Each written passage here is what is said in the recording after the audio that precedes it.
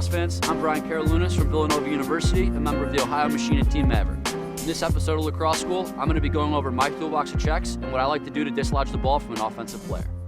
When I'm defending on ball, I'm thinking about a few things. By far the most important is matching feet. Growing up, I had a coach that made me play without a stick every day. This taught me that your feet are most important and your stick is secondary. When I'm defending an offensive player, my first look is to drive him out of scoring range so he's not running north-south to the goal. The way I do this is with a bump. What I do is I want to punch the offensive player from somewhere in between his armpit down to his hip. If we punch on the shoulder, this is where players are strong, but offensive players are vulnerable in this area.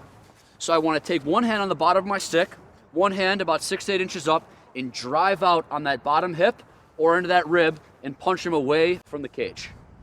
The first check I use is a poke check. One thing to keep in mind is that we always want to have our stick on the offensive player's hands. We don't want to ever allow him to have a free shot or a free pass. The poke check serves two purposes. First, you can dislodge the ball. What I want to do is I want to use my bottom hand to do all the work. My top hand is just a guide to allow the stick to slide through. Second, this prevents a player from getting inside on my body.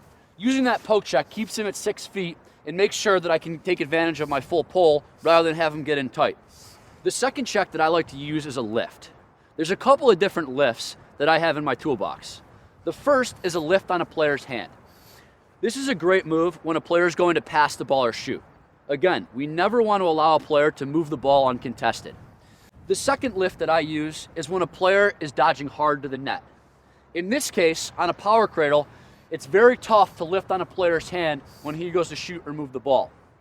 When a player's getting into scoring range, oftentimes they're cradling the ball like this, and you have an opportunity to lift up on their shoulder.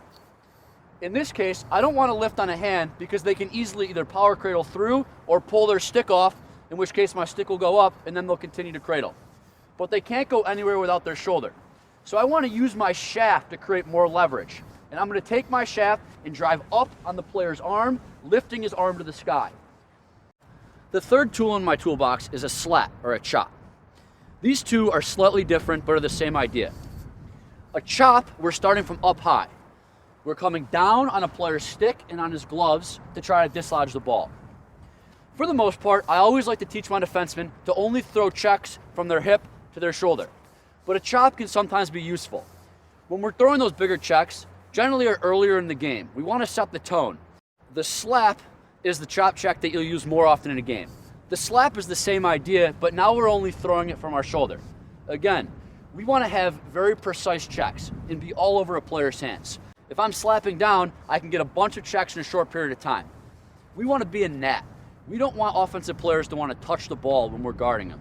The fourth and fifth tools in my toolbox are for when I get beat. Sadly, it happens to us all. But what you want to do after you get beat is not give up. Especially with the 6-foot pole, you're never out of the play. So the first tool is a sear.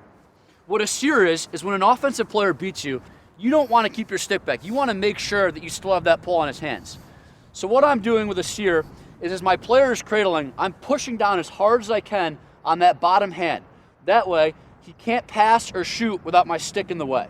Your second choice if you get beat is just a trail check. Too often, I see a defensive player get beat and immediately try and over the head. That's when we generally get beat even worse. Remember, if an offensive player wants to move the ball after he's beaten you, he needs to at some point pull his stick back. So what I like to do is I like to sit and be patient.